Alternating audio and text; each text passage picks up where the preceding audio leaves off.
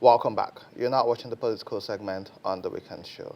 When we talk about democracy, we say it's for the people, by the people, and of the people. However, we now have a growing trend where we have divisive lines where because I criticize you today, I become an enemy. I've seen lists of people who've been nominated for positions, and some other people come and say, hey, he criticized you a year ago, and so he should be removed.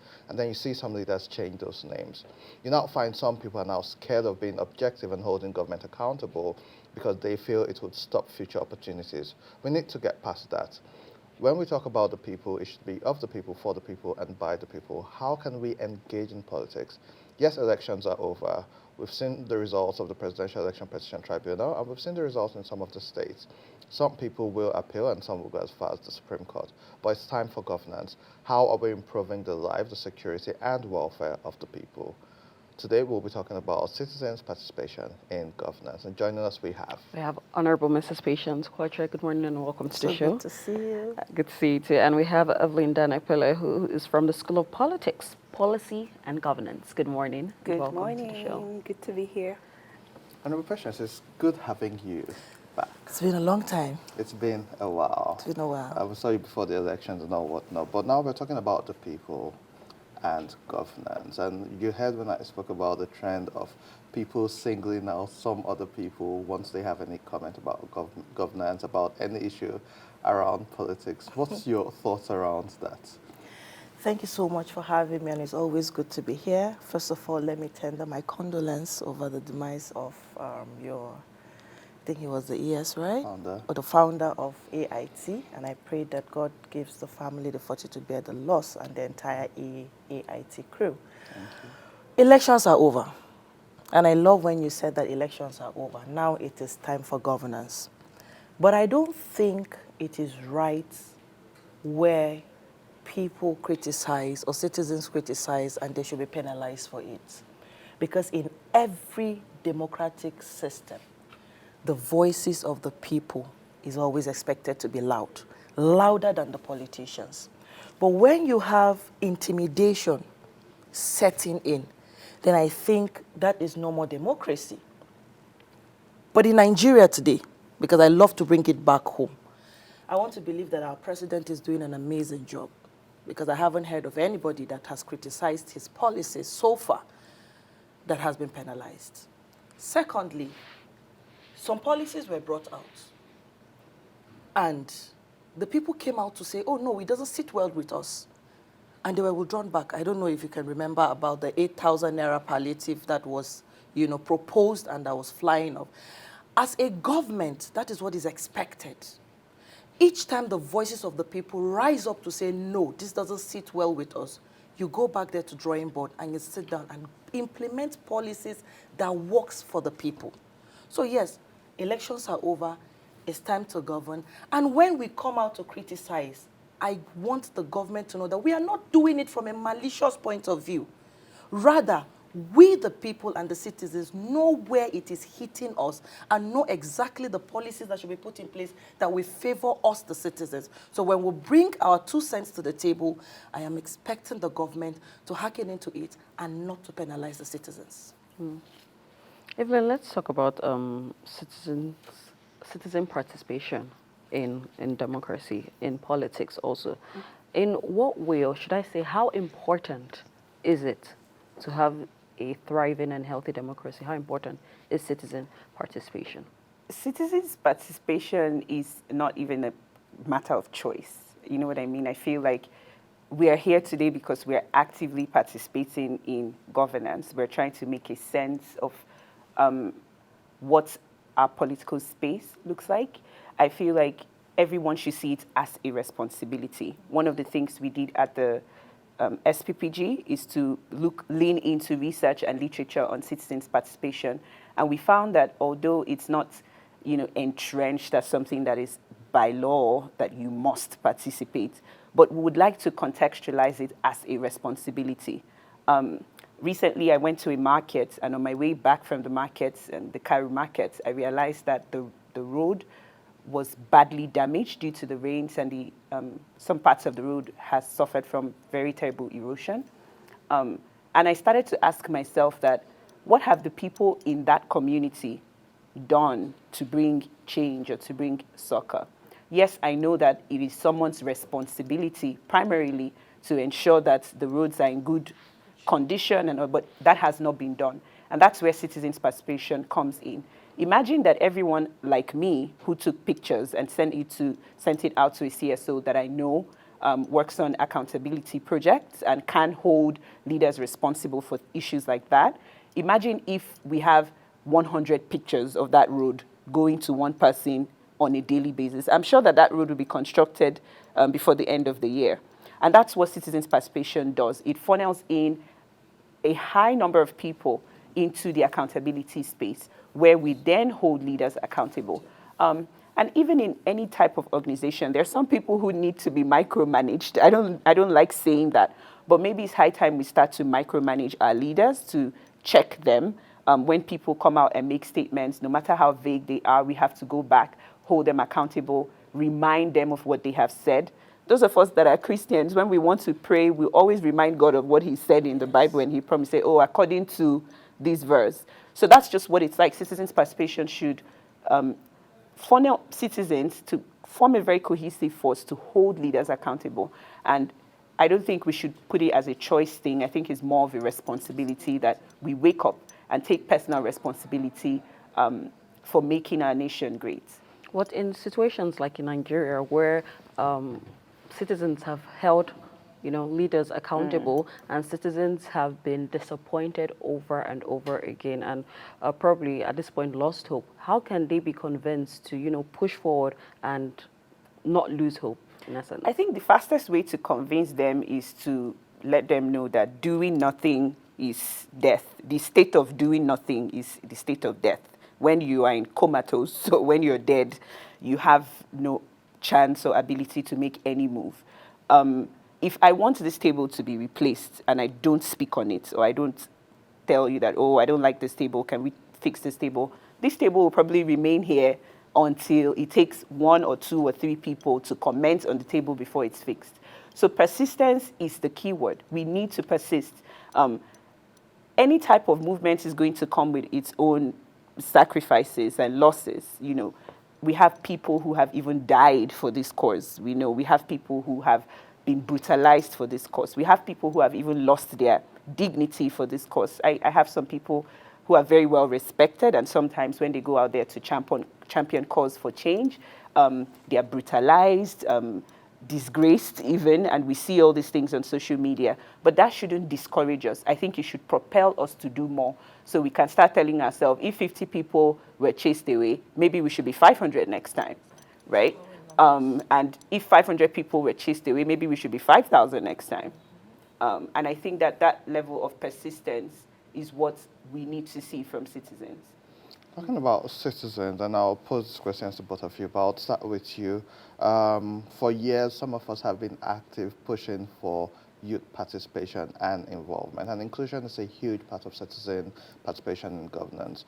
The current administration, I must give credit for being inclusive when it comes to young people. I've seen a 32-year-old person made the CEO of Naseni. I've seen a 36-year-old made a minister. The Minister of Interior is in his early 40s. One of the deputy governors that's been nominated for the CBN is in his early 40s. The new FIRS boss is in his 40s. Yes, they've removed some of us from the youth demographic and say once you're above 30, you're no longer youth. But it's significant change, and we've also seen women, and even though the promise was for 35%, we've seen about 25%. That's progress. But how important is inclusion of different demographics in governance, especially young people, people living with disability, and women? The last time we were here, I said, not just women inclusion, women, youth inclusion is a major determinant factor for good governance. Before we came in, we were discussing, and I said, I would love to give thumbs up to the president. 8 women seated as honorable ministers of the Federal Republic of Nigeria. And I don't know if there's a previous president that has done that before. Asiwaju did it. He said it, and he did it. Look at Dr. Betta Edu. Let's take Betta Edu as a case study. youngest minister, right? Doing amazingly well. She was a major determinant factor in the 2023 general elections that ushered in this new administration. Her antecedents shows clearly that she's a woman of results. When you have people like her occupying certain positions in government, the change we're clamoring for, we begin to see them. When she came into office, the first thing she said was, she is interested in the social welfare register of the people to know exactly, demographically, who are the beneficiaries of these funds that are being set aside. Look at BTO, the Honorable Minister of Interior. I call him BTO, Honorable BTO. Immediately he came in, he said Nigerians should not have to wait for their passports for more than 2 months. Don't make a right seem as if it's a privilege. Is that not what he said? Now, we still need more. And he has been able, sorry to cut you short, he has been able to reduce the backlog from over 100,000 by reducing about 60,000 within the time of him being minister. And I think Just that's how many commendable. days in office? When they say youths cannot, he has proved them wrong.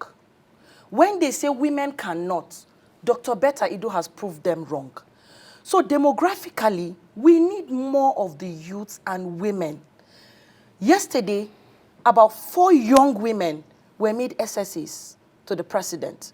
You have the likes of Moremi, you have the likes of Honorable Yetunde, you have the likes of, so many of them yesterday were mentioned SSA to the president.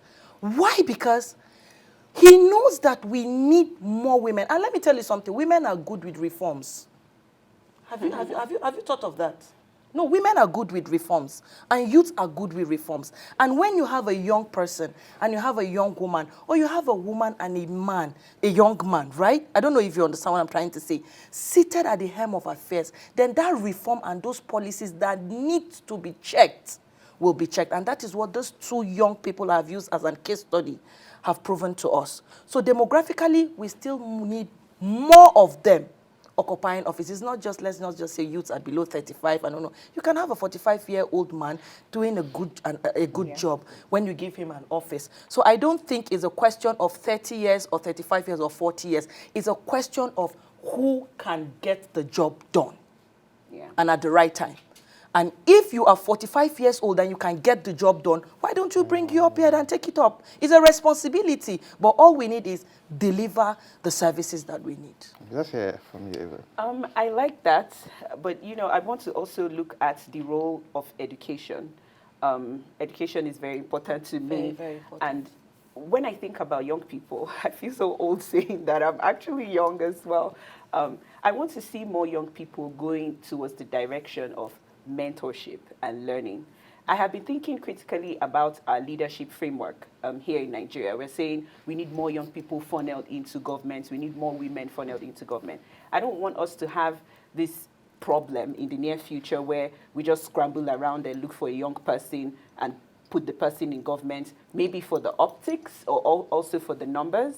I want us to also focus on the education so that we're very sure about the content of the young people. Because if we have a young person who is a miscreant and such person gets into government on the basis of just plugging and playing a young person in government, then we'll create new problems. So our leadership framework needs to tilt towards effective followership. That's what I call it. And I was saying this to you out there, that one of the things I have started doing is to let people know that followership is a kind of leadership. Most people, maybe for the title that comes with being appointed in an appointive office or an elected office, honorable this, minister that, they don't necessarily see that followership can funnel you into leadership. So your way, by way of participating in governance, can even be as a follower. You can follow a leader. You just mentioned some of the ministers that were appointed. I want to see a bunch of young women rallying around Betta Edu, supporting her at her work, providing her any kind of support to get her work done. That can be research, that can be writing, that can be communicating, because of course one person can do it all. So I want young people to see more opportunities, even as followers. And so in that process, they can be mentored and properly trained, educated, exposed. The SPPG is also a very good platform. It's part of the Fixed Politics Initiative for raising young leaders. And you can educate yourself, learn about governance, learn about politics, learn about data. Data is very, very important. I'm sure that Andy can tell us so much about the importance of data.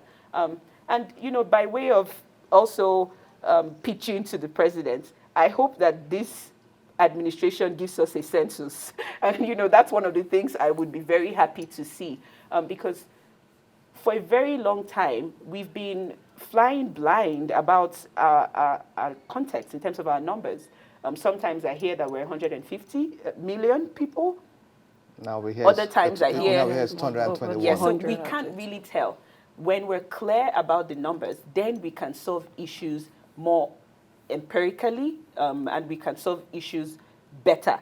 And we will not just be guessing, doing guesswork when we want to solve issues. So I hear you. I appreciate the progress that has been made. It's progress.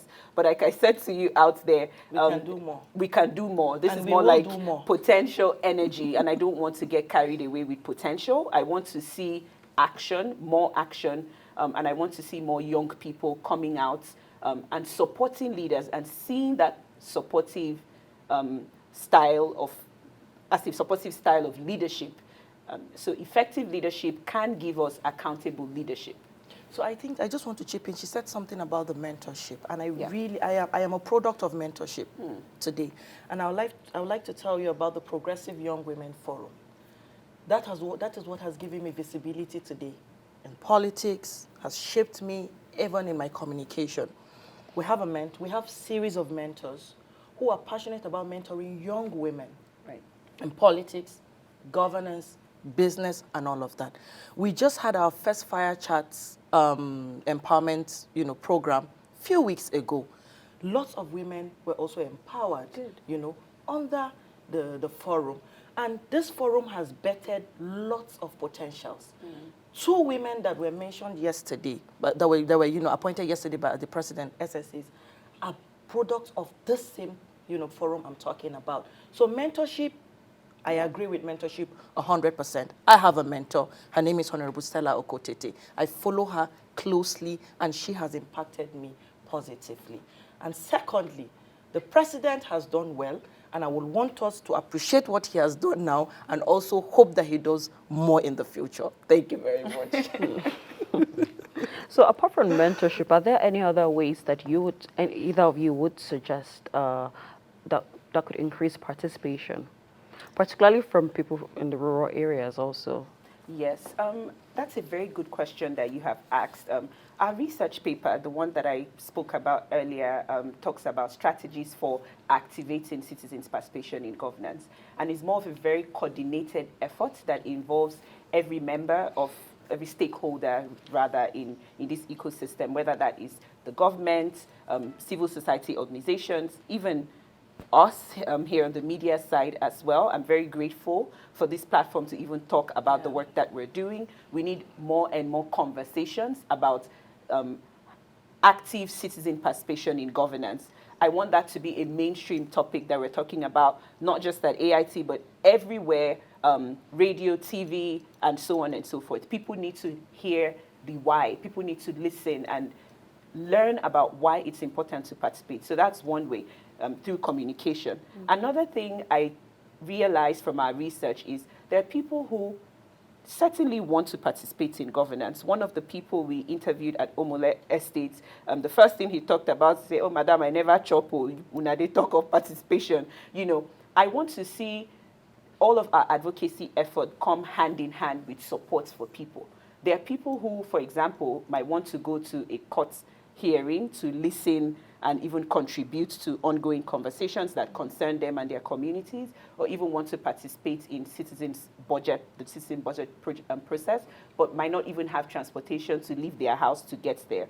So while we're encouraging people to participate, those of us that can afford to pay a bus fare for 2 other people should also take action. And that's like incentivizing the process as well of citizens' participation. So that's on the part of CSOs. They have to find a way to sort of incentivize the process, because people, like you have mentioned, in the rural area, I am from a rural community in Rivers State, and I can relate to what you're saying. If we want people in my hometown, in Opobo, to participate in governance, we have to think about how to even get them to the places of participation, and that would involve incentivizing the process. So yeah, I agree. Thank you for that question. Let's talk about systems and trust. Yes, elections are over, but there's a lot of concerns about some institutions such as INEC, where you promise something and then you don't deliver on it. So for instance, and this isn't even about the parties now, you've said you'll do XYZ technology, close to 400 billion has been invested in this technology, and then people can't get to see the results instead or whatever. You also have young people saying it's just politics, the parties will do what they want to do, they'll settle themselves, and there's nothing for us. How can we build and revamp our institutions which will now build trust, especially to get people involved? Whether we like it or not, we had a lot of engagement. People wanted to register to get their cards. People wanted to participate in the electoral process. People want to hold government accountable. But when they feel like, you know what, there's no trust in this system, it goes beyond not trusting the electoral body to now questioning the judicial system, questioning everybody. How can we build institutions and trusts? And we'll start with you. Well, first, I think there can never be a perfect system. That's the truth. I want to be very honest with myself, and I want us to be very honest with ourselves. We can try, but there will always be some little concerns that will arise.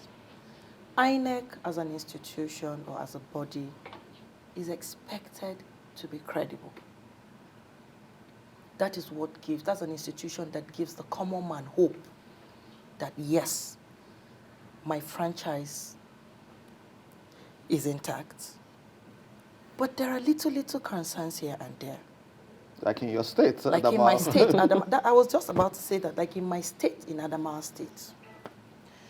Andy, Senator Binani won that election. Let me be very honest with you. In your opinion? Not in my own opinion. In every right-thinking voter's mind, she won that election. I am a grassroots politician, and you know it, sir. I am a home-based politician. We have been home working and working and working, and we work with statistics. The figures were there. We already knew where were our strengths, who were our voters, and our voters were pure organic voters and mostly first-timers who said, okay, look, I am going to use this as an opportunity to give my 2 cents, to vote for credibility. Going into that election, intimidation, number 1. And of course, when you intimidate the citizens, how do you want them to have trust over the electoral processes? We were beaten. Me, for one, my car was detained from morning till night of that election. I had to practically run away from my house, hide in the mountainous areas for 3 days. Why? Because I came out to campaign openly. Of course, when you're campaigning for your candidate, you definitely look for the loopholes from the sitting governor, right? Which was what I did. But what? My life was at stake. These are the intimidations we're talking about. INEC came in with their materials very late. You have people coming from the mountains, and you have to trek for 6 hours to get to these locations. Now, you brought in materials at about 12 in the night. When do you want to sort them out? And when do you want them to be deployed to this village, to those villages, And when do you want voting to start? So in those places, most time voting started when voting processes were almost over in the central. So I'll be very, very honest with you. Using Adama as a case study, we have a lot of reforms to make. One, targeting INEC as a body. Secondly, security agencies. Thirdly, on our part as citizens, we should not get discouraged. One thing I love about the Nigerian man is the resilience in us. We don't like it, we'll complain about it, but we keep going. But we need people like me and her, and you, and others, who could definitely think about the well-being of this country and our electoral processes, to come and sit down like this, take up responsibility. We have to keep talking. Talking, they say, is a healing therapy. First, it starts with the talking. Once we keep hitting it and hitting it and hitting it, I am sure, by the grace of God, that we'll get it right at the end. But trust me, we have a lot to fix regarding INEC. If we talk about institutions and trust. So I want to go back to the issue that you mentioned. My sister here, I need to come to you for lectures on the trust. She's a loyalist, and I like that. I want to go back to the issue of the IREF that you mentioned, and the disappointment, like I call it. I'm one of the people who felt very disappointed. I'm sure if you look at me, you know that I'm a very proud Nigerian. I felt very disappointed because for the first time in a while, I chose to trust. I chose that I have gotten information that this election we would be proud of the election. But when the election happened, I felt disappointed when I started hearing issues with the IREV and so on and so forth. One of the things I need to say, and this is really not, I want the people to know that I am on their side, but sometimes for us to evolve to where we need to be, we also need to tell ourselves some harsh truths. My expertise is in communications, and I tell people all the time, you can be very right about the point you're trying to make, but you can get it wrong in the delivery of your points. When I am on social media, I see a lot of young people who are absolutely right in what they're trying to say, but there is lack of effective communication. I want to appeal to a lot of young people to choose objectivity. When you want to point out a problem, you can point it out without abusing anybody. Yes. You can call out the challenges without calling someone an ape or a monkey. People use a lot of abusive words. And what happens, and I'll tell you this as a comms expert, is like when you start using abusive words to discuss your problem, people listen to the abuses and they drop your complaints, whether or not your complaint is credible or not. So we also need to work on our communication skills as a people, that you can call out an issue and create room for it to be discussed and addressed without creating corrosion. That corrosion that happens where we start abusing each other, we bring in people's families, their kids, and then we miss the point, because that's what's been happening. Now, if we want to go back to INEC, there are two things I'm appealing to young people especially to do. One is to remain objective, choose effective communication, choose results. I'm more interested in getting results than in abusing anybody. And two, we need to focus. I'm putting myself in the group chat as well so that we all know that we're in it. As a people, I think we lack a lot of focus. We're not focused as a people. We tend to go in on an issue. Before 2 days, there are a lot of skits about the issue. We're all on Twitter. We laugh about a very grave situation, something that can cost us our lives. We turn it into jokes. There's a guy who is always ready to drop a beat about it. They will clip it and we'll all dance to it. And it fizzles away. It's lack of focus. So we need to entrench that as part of our advocacy efforts. It's like we need to remember. I use that word all the time. You follow me on social media, I'm always telling people focus. You need laser focus. Sometimes to solve certain issues, you need to focus on it like that's the only problem. There are people when you're trying to bring up an issue, maybe my sister here offends me and I'm trying to point out the problem, then she starts saying, oh, your dress is so beautiful. I'll tell you, thank you so much. But can you remember what happened last week? You need to stay on the issue. You need to stay on it and focus. And I think that if we can focus and be objective, choose effective communication, always ask yourself, what is the issue? If you ask yourself, what is the issue? The issue is we were promised the use of technology in the election, and the use of technology in the election as promised was not delivered. That is the issue. Let's stay on that. The next step is we need to invite and call in those who make those promises. And we have an effective communication. Okay, you promised X, Y, Z. Why didn't it happen? We need to create room, even if you don't like people. That's what justice entails. You need to create room for people to explain themselves.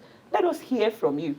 And then we can make very sound judgments. So I want to say that I hear you, and everything that you're saying is like we have to go out there and advocate, but I want to see effective communication. There are so many issues in Nigeria that are hidden under this person abused me or that person insulted me, and so they retracted, and the whole issue was just swept under the carpet because egos and emotions were hurt, and we didn't address the issue. So that's my 2 cents on the issue. Okay, so you mentioned calling the leaders or whoever is involved to, have effective communication with them. But in a country like Nigeria, if we're trying to be realistic, this is a country that when the presidential campaigns were going on, some candidates were not even present for debates to even speak to the people and, share their opinions on everything. So how can we actually reach out to these people? How can we speak to the leaders to actually hold them accountable, to actually speak to us and, listen to us as well? Because we can't go to their houses to actually meet them. They have to decide to, listen, to speak. How do we do that? You're very, very correct in what you've said.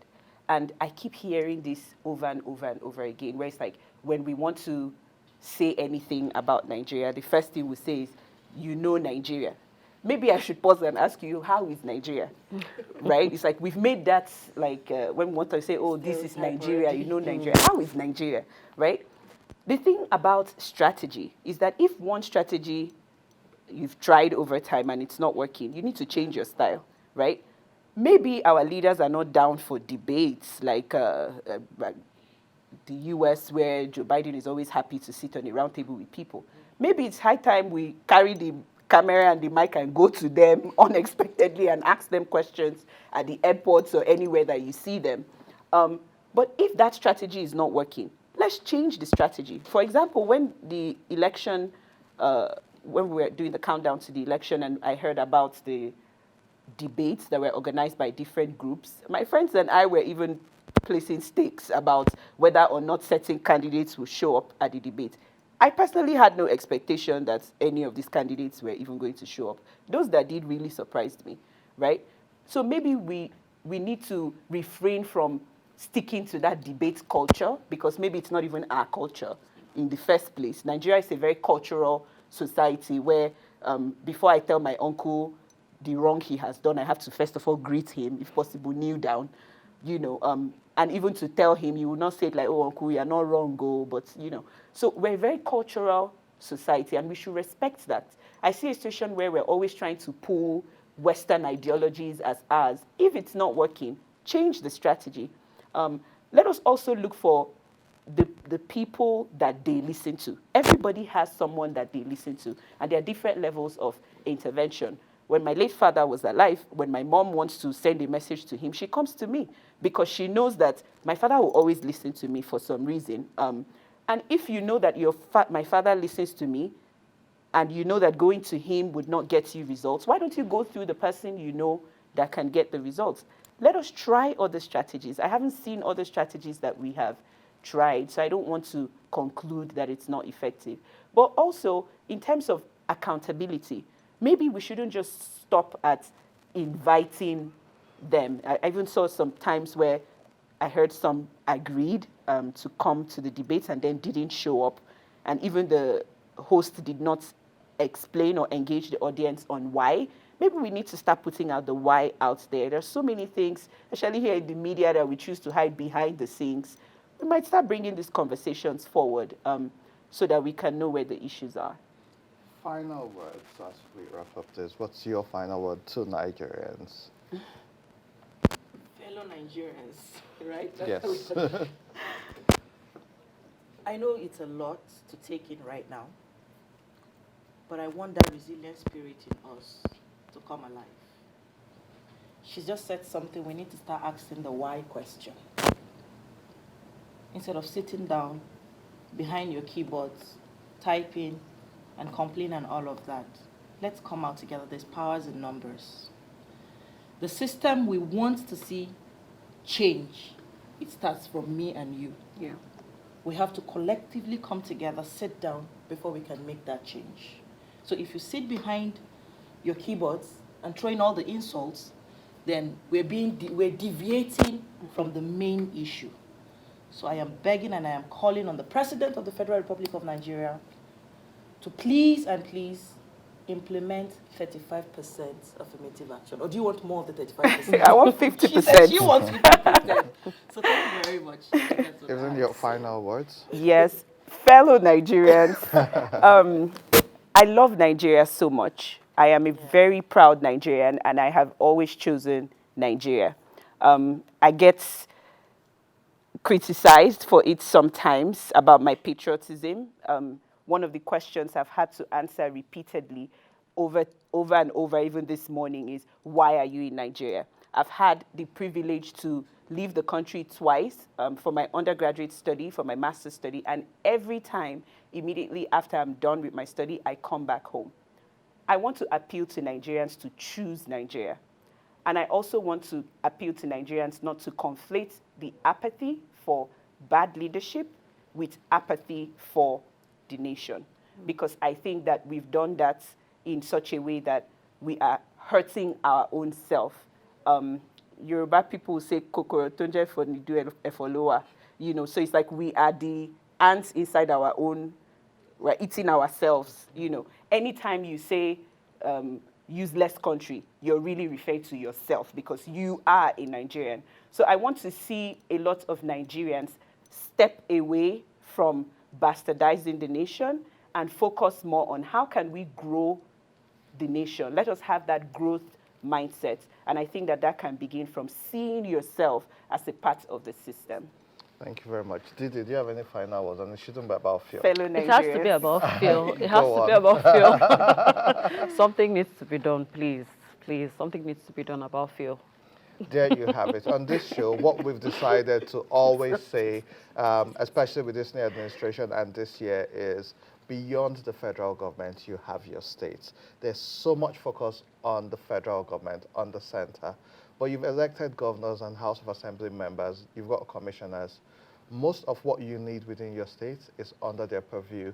You need to hold your state governors accountable, your state House of Assembly members, and even your representatives and senators. We can't always focus on the federal government. That's Abuja. Yes, leadership is important, but leadership, like we say, charity begins at home. Focus on your state governors and the leadership in your state. Hold them accountable. Let them be responsible because you have elected them in. This work is something we all have to do. It affects all of us. We love our country and we want to be here, but we need to collectively come together to make this country work. We also want to say a shout out to our award-winning chef. It's not every day you have a chef who gives you great breakfast, who is an award winner. And so shout out to our chef and The Weekend Show for having an amazing chef. And to the team, we just want to thank all of you for the privilege and giving us this opportunity for your time to watch this episode. You can watch our shows on YouTube at Weekend Show NG. You can follow us on all social media platforms at Weekend Show NG. And you can follow me at Andy Madaki on Facebook, Instagram, Threads, Blue Sky, and X. And you can follow Didi At Didi_ on Instagram and X. That's all we have for you this weekend. Do have a blessed weekend and stay safe. Goodbye.